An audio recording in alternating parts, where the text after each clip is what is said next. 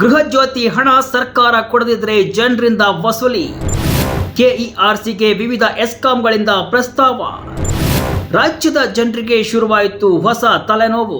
Vijaya Karnataka web ವೀಕ್ಷಕರಿಗೆ ನಮಸ್ಕಾರ. ನಾನು ಶಿವಮೂರ್ತಿ ಸರವ.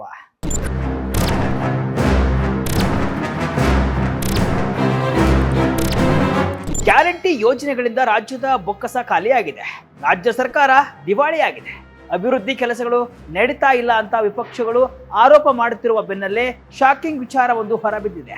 ಹೌದು, ಗ್ಯಾರಂಟಿ ಯೋಜನೆಗಳು ಸರ್ಕಾರದ ಬೊಕ್ಕಸಕ್ಕೆ ಹೊರೆಯಾಗುತ್ತಿರುವ ಹೊತ್ತಿನಲ್ಲೇ ಗೃಹ ಜ್ಯೋತಿ ಸಬ್ಸಿಡಿ ಹಣವನ್ನ ಸರ್ಕಾರ ಮುಂಗಡವಾಗಿ ಪಾವತಿಸದೆ ಇದ್ರೆ ಅದನ್ನ ಜನರಿಂದಲೇ ವಸೂಲಿ ಮಾಡಲು ಅವಕಾಶ ನೀಡುವಂತೆ ರಾಜ್ಯದ ವಿವಿಧ ಎಸ್ಕಾಂಗಳು ಕರ್ನಾಟಕ ವಿದ್ಯುತ್ ಶಕ್ತಿ ನಿಯಂತ್ರಣ ಆಯೋಗಕ್ಕೆ ಮನವಿಯನ್ನ ಮಾಡಿವೆ. ಇದು ರಾಜ್ಯದ ಜನರನ್ನ ಕಂಗೆಡಿಸಿದ್ದು ಮುಂದೇನಾಗುತ್ತೆ ಎಂಬ ಆತಂಕ ಶುರುವಾಗಿದೆ. ಒಂದು ವೇಳೆ ಈ ಪ್ರಸ್ತಾವನೆಯನ್ನ ಕೆಇಆರ್ಸಿ ಒಪ್ಪಿದ್ದೇ ಆದಲ್ಲಿ ಸಬ್ಸಿಡಿ ಪಡೆಯುತ್ತಿರುವ 1.70 ಕೋಟಿ ಗ್ರಾಹಕರು ತಮ್ಮ ವಿದ್ಯುತ್ ಬಿಲ್ ಅನ್ನ ಮೊದಲಿಗೆ ಎಸ್ಕಾಂಗಳಿಗೆ ಪಾವತಿಸಿ ಬಳಿಕ ಸರ್ಕಾರದಿಂದ ಕ್ಲೇಮ್ ಮಾಡಿಕೊಳ್ಳಬೇಕಾಗಿ ಬರಲಿದೆ. ಇಂತಹದೊಂದು ಬೆಳವಣಿಗೆ ನಡುವೆಯೇ ಬೆಸ್ಕಾಂ ಸೇರಿ ವಿವಿಧ ಎಸ್ಕಾಂಗಳು ವಿದ್ಯುತ್ ದರ ಹೆಚ್ಚಳಕ್ಕೆ ಮಾಡಿರುವ ಪ್ರಸ್ತಾವನೆಯ ವಿಚಾರಣೆಯನ್ನ ಕರ್ನಾಟಕ ವಿದ್ಯುತ್ ಶಕ್ತಿ ನಿಯಂತ್ರಣ ಆಯೋಗ ಈ ತಿಂಗಳೊಳಗೆ ಪೂರ್ಣಗೊಳಿಸುವ ಸಾಧ್ಯತೆ ಇದೆ.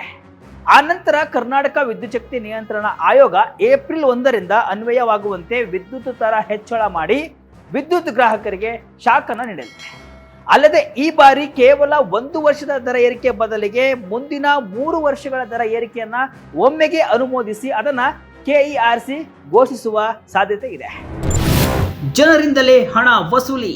ಈಗಾಗಲೇ ಬೆಲೆ ಏರಿಕೆ, ತೆರಿಗೆ ಹೆಚ್ಚಳದಿಂದ ತತ್ತರಿಸಿರುವ ಜನರಿಗೆ ಇದೀಗ ದರ ಪರಿಷ್ಕರಣೆ ಆದೇಶದಲ್ಲಿ ರಾಜ್ಯ ಸರ್ಕಾರ ಗೃಹ ಜ್ಯೋತಿ ಸಬ್ಸಿಡಿ ಹಣ ಮುಂಗಡವಾಗಿ ಪಾವತಿಸದಿದ್ರೆ ಫಲಾನುಭವಿ ವಿದ್ಯುತ್ ಬಳಕೆದಾರರಿಂದಲೇ ಎಸ್ಕಾಂಗಳು ಸಂಗ್ರಹಿಸಬಹುದು ಎಂಬ ಆದೇಶ ಮಾಡಲಿದೆಯೇ ಎಂಬ ಆತಂಕ ಜನರಿಗೆ ಶುರುವಾಗಿದೆ.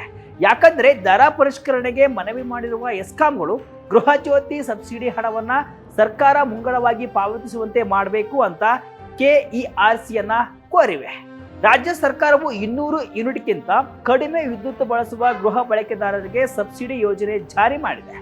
ರಾಜ್ಯ ಸರ್ಕಾರ ಈ ಸಬ್ಸಿಡಿ ಹಣವನ್ನ ಮುಂಗಡವಾಗಿ ಎಸ್ಕಾಂಗಳಿಗೆ ಪಾವತಿಸಬೇಕು. ಇಲ್ಲದಿದ್ದರೆ ಕೆಇಆರ್ಸಿ ನಿಯಮಗಳು 2008ರ ನಿಯಮ 6.1ರ ಅಡಿ ಬಳಕೆ ಮಾಡಿರುವಂತಹ ಗ್ರಾಹಕರಿಂದ ಒತ್ತಾಯದಿಂದ ಸಂಗ್ರಹಿಸಲು ಅವಕಾಶ ನೀಡಬೇಕು ಅಂತ ಎಸ್ಕಾಂಗಳು ಮನವಿಯನ್ನ ಸಲ್ಲಿಸಿವೆ. ಎಷ್ಟು ದಿನ ಉಚಿತ ಪಡೆದ ಗ್ರಾಹಕರಿಗೆ ಶಾಕ್. ಜಾರಿಯಾಗುತ್ತಾ ಕೆಇಆರ್ಸಿ 2008ರ ನಿಯಮ.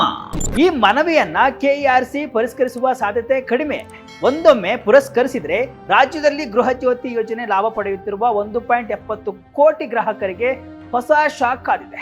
ರಾಜ್ಯದಲ್ಲಿ ಗೃಹ ಜ್ಯೋತಿ ಯೋಜನೆಯಡಿ 1,70,90,681 ಅರ್ಹ ಬಳಕೆದಾರರು ನೋಂದಣಿ ಮಾಡಿಕೊಂಡಿದ್ದಾರೆ. 1.65 ಕೋಟಿ ಕುಟುಂಬಗಳಿಗೆ ಇದರಡಿ ಶೂನ್ಯ ಬಿಲ್ ಬರ್ತಾ ಇದೆ. ಕೇವಲ ಬೆಸ್ಕಾಂ ವ್ಯಾಪ್ತಿಯಲ್ಲೇ 71 ಲಕ್ಷ ಗ್ರಾಹಕರು ಗೃಹ ಜ್ಯೋತಿ ಫಲಾನುಭವಿಗಳಿದ್ದಾರೆ.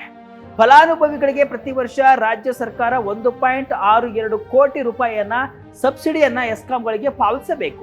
ಆದ್ರೆ ಪ್ರತಿ ಬಾರಿಯೂ ರಾಜ್ಯ ಸರ್ಕಾರ ಮುಂಗಡ ಅಥವಾ ಸಕಾಲಕ್ಕೆ ಪಾವತಿ ಮಾಡದೆ 3-4 ತಿಂಗಳು ಬಾಕಿ ಉಳಿಸಿಕೊಂಡೇ ಬರ್ತಾ ಇದೆ.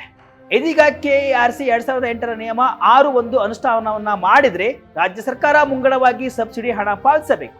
ಇಲ್ಲದಿದ್ರೆ ಫಲಾನುಭವಿಗಳೇ ಮೊದಲು ಎಸ್ಕಾಂಗಳಿಗೆ ಹಣವನ್ನ ಪಾವತಿಸಿ ಬಳಿಕ ರಾಜ್ಯ ಸರ್ಕಾರದಿಂದ ಸಬ್ಸಿಡಿಯನ್ನ ಕ್ಲೇಮ್ ಮಾಡಿಕೊಳ್ಳಬೇಕಾಗುತ್ತೆ. ಭರ್ಜರಿ ವಿದ್ಯುತ್ ದರ ಏರಿಕೆಗೆ ಮನವಿ.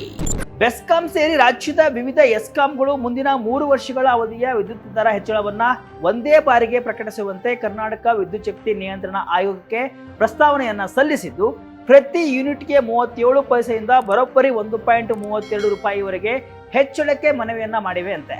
ಎಸ್ಕಾಂಗಳ ಪ್ರಸ್ತಾವನೆಯ ವಿಚಾರಣೆಯನ್ನ ಕೆಇಆರ್ಸಿ ಮುಗಿಸಿದ್ದು, ಫೆಬ್ರವರಿ 27ಕ್ಕೆ ಸಾರ್ವಜನಿಕರ ಅಭಿಪ್ರಾಯ ಸಂಗ್ರಹವನ್ನು ಕೂಡ ಪೂರ್ಣಗೊಳಿಸಲಿದೆ. ಹೀಗಾಗಿ ಏಪ್ರಿಲ್ 1ರಿಂದ ಅನ್ವಯವಾಗುವಂತೆ ಮಾರ್ಚ್ 1 ಅಥವಾ 2ನೇ ವಾರದಲ್ಲಿ ವಿದ್ಯುತ್ ದರ ಹೆಚ್ಚಳವನ್ನ ಕೆಇಆರ್ಸಿ ಪ್ರಕಟಿಸಲಿದೆ.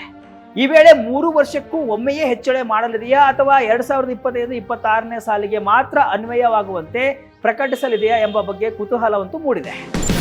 ಈ ಪೈಕಿ ಬೆಸ್ಕಾಂ ಮುಂದಿನ 3 ವರ್ಷಗಳ ಕಾಲಕ್ರಮವಾಗಿ ಪ್ರತಿ ಯೂನಿಟ್ಗೆ 2025-26ನೇ ಸಾಲಿಗೆ 67 ಪೈಸೆ, 2026-27ಕ್ಕೆ 75 ಪೈಸೆ ಹಾಗೂ 2027-28ಕ್ಕೆ 91 ಪೈಸೆಯಂತೆ ದರ ಹೆಚ್ಚಳ ಮಾಡುವಂತೆ ಕೆಇಆರ್ಸಿಗೆ ಮನವಿಯನ್ನ ಸಲ್ಲಿಸಿದೆ. ಮೈಸೂರಿನ ಚಾಮುಂಡೇಶ್ವರಿ ವಿದ್ಯುತ್ ಪ್ರಸರಣ ನಿಗಮ 2025-26ಕ್ಕೆ 68 ಪೈಸೆ, 2026-27ಕ್ಕೆ 1.3 ರೂಪಾಯಿ, 2027-28ಕ್ಕೆ 1.23 ರೂಪಾಯಿ. ಇನ್ನು ಮಂಗಳೂರಿನ ಮೆಸ್ಕಾಂ 2025-26ಕ್ಕೆ 70 ಪೈಸೆ, 2026-27ಕ್ಕೆ 37 ಪೈಸೆ, 2027-28ಕ್ಕೆ 54 ಪೈಸೆ. ಇನ್ನು ಹುಬ್ಬಳ್ಳಿಯ ಹೆಸ್ತಾಂ 2025-26ಕ್ಕೆ 69 ಪೈಸೆ, ಇನ್ನು 2026-27ಕ್ಕೆ 1.18 ರೂಪಾಯಿ, 2027-28ಕ್ಕೆ 1.32 ರೂಪಾಯಿ ಪ್ರತಿ ಯೂನಿಟ್ಗೆ ಹೆಚ್ಚಳ ಮಾಡುವಂತೆ ಮನವಿಯನ್ನ ಮಾಡಿವೆ.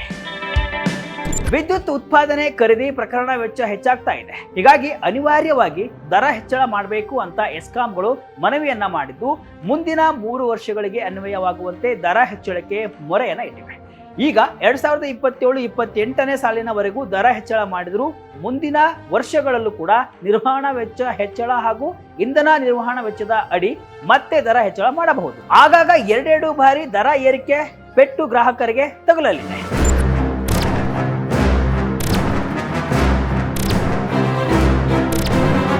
ಒಟ್ಟಿನಲ್ಲಿ ರಾಜ್ಯದ ವಿವಿಧ ಎಸ್ಕಾಂಗಳು ಮಾಡಿರುವ ಮನವಿಯನ್ನ ಕೆಇಆರ್ಸಿ ಪುರಸ್ಕರಿಸುವ ಸಾಧ್ಯತೆ ಕಡಿಮೆ ಇದೆ ಅಂತ ಹೇಳಲಾಗ್ತಾ ಇದೆ. ಒಂದೊಮ್ಮೆ ಪುರಸ್ಕರಿಸಿದ್ರೆ ರಾಜ್ಯದಲ್ಲಿ ಗೃಹ ಜ್ಯೋತಿ ಯೋಜನೆ ಲಾಭ ಪಡೆಯುತ್ತಿರುವ ಗ್ರಾಹಕರಿಗೆ ಶಾಕ್ ಅಂತೂ ಕಟ್ಟಿಟ್ಟ ಬುತ್ತಿ. ಮುಂದೆ ಇದು ಎಲ್ಲಿಗೆ ಹೋಗಿ ನಿಲ್ಲುತ್ತೆ ಕಾದ್ ನೋಡ್ಬೇಕು. ಇದಿಷ್ಟು ಇವತ್ತಿನ ವಿಶೇಷ. ಇದೇ ರೀತಿಯ ಹಲವು ವಿಶ್ಲೇಷಣೆ ಮಾಹಿತಿ ಅಷ್ಟೇ ಅಲ್ಲ, ಮನೋರಂಜನೆಯ ವಿಡಿಯೋಗಳಿಗಾಗಿ ವಿಜಯ ಕರ್ನಾಟಕ ವೆಬ್ಸೈಟ್, ಫೇಸ್ಬುಕ್ ಹಾಗೂ ಯೂಟ್ಯೂಬ್ ಪೇಜ್ ಅನ್ನು ಫಾಲೋ ಮಾಡಿ. ಧನ್ಯವಾದಗಳು.